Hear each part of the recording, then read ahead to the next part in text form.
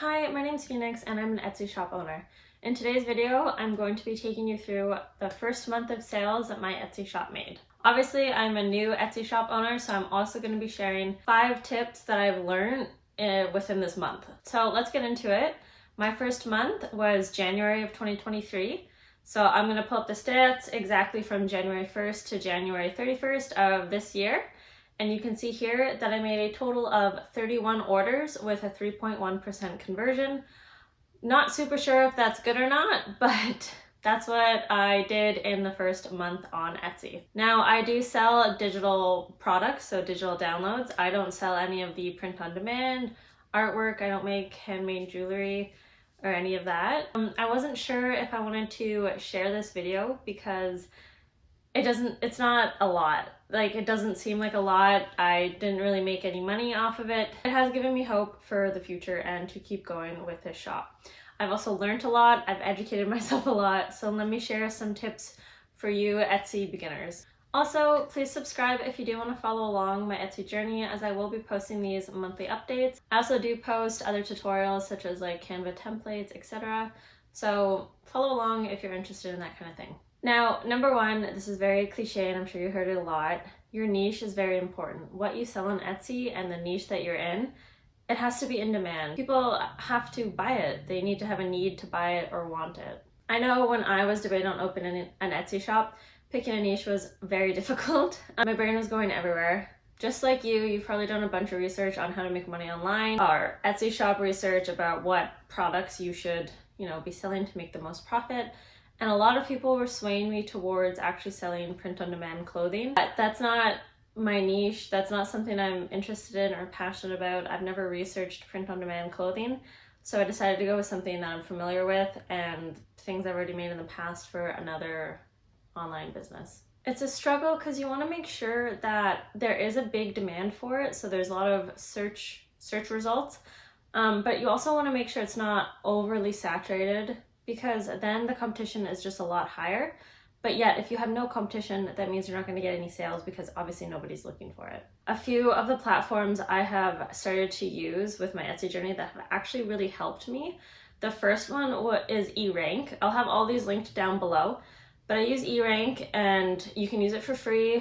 I think you get like 5 searches a day. The search results that come up are very specific and they show you like exactly what keywords you should be using, and if people are searching for it and if it's saturated or not.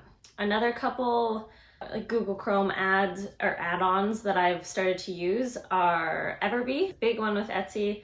I'm starting to use it. I'm trying to figure out if I like it or not. And then another one is the Sales Samurai.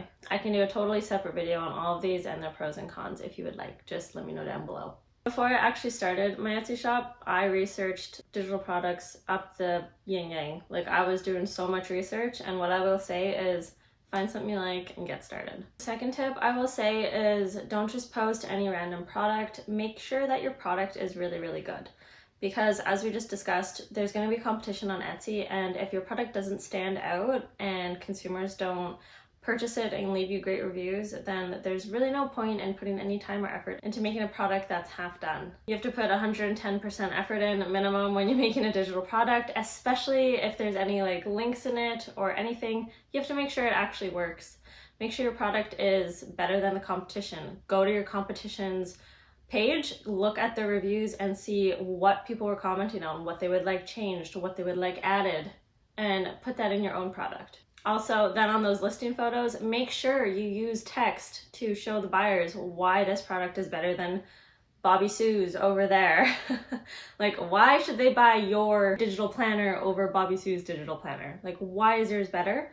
A lot of the times, people will say that your Etsy description is super important, which it is. Have a good one. But I don't know, sometimes even when I've bought stuff off Etsy, I just look at the photos, and if there's enough like descriptive text overlaid on top of the photo pictures, then by all means, looks like a great product and I will buy it. The first digital product that I made was pretty simple and it's relatively cheap to buy on Etsy. So it didn't take me too long to make it. That's also because I do have a background in creating digital products already and digital design. If you don't research, learn, follow tutorials, which I'm going to be starting to make, so follow along, and figure out exactly how to make your product just amazing before you post it. You don't want to get a shitty review on Etsy right away.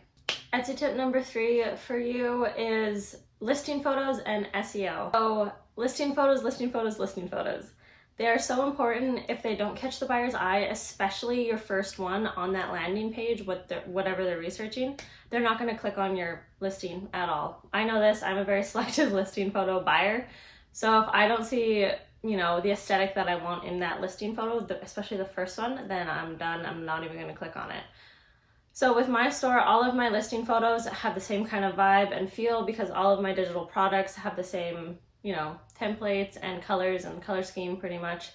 So I have a very aesthetic neutral template and listings, and that's what I do with my listing photos. There's also a really good, say if you're wanting to make, let's go back to digital planners. If you're wanting to make a digital planner and you want a flat lay with an iPad with your planner on it, there is a website that you can go to use this. It's called Place It.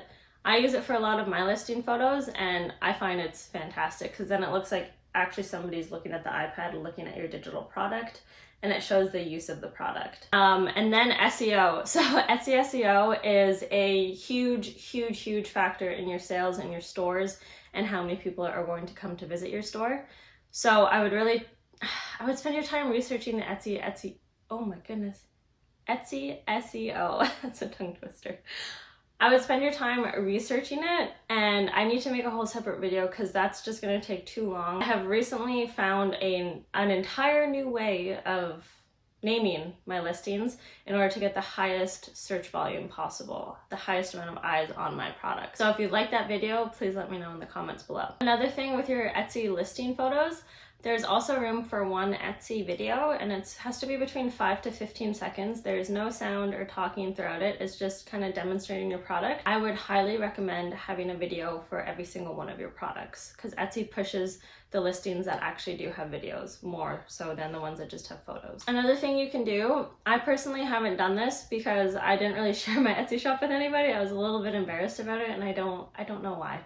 But anyways, you can always share your Etsy shop with your friends if they're, say again, looking for a digital planner and you think they would like yours. You can share with them and say, hey, here's my Etsy shop, here's a new digital planner.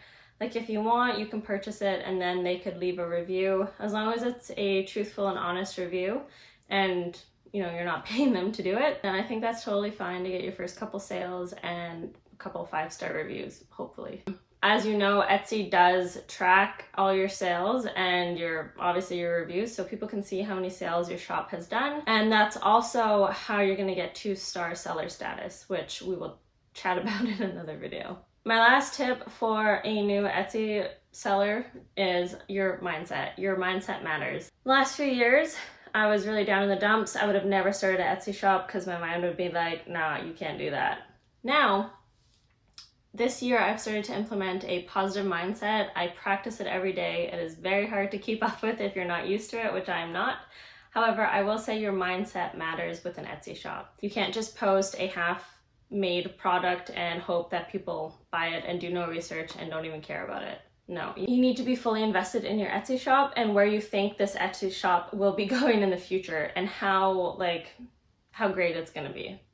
So if you liked this video and you're interested in Etsy or any type of digital products or how to make money online, please hit the follow button down below and give this video a thumbs up because I do post every week, or I'm gonna try to get to twice every week. Because I do have a lot of tips and tricks that I just need to share with the world, because making money online and selling digital products is a lot easier than some people make it out to be. However, it is a lot of work in the beginning. In the back end, there's a lot of work, but it's worth it if you really have a passion for it. I hope to see you in my next video, and that is all for today.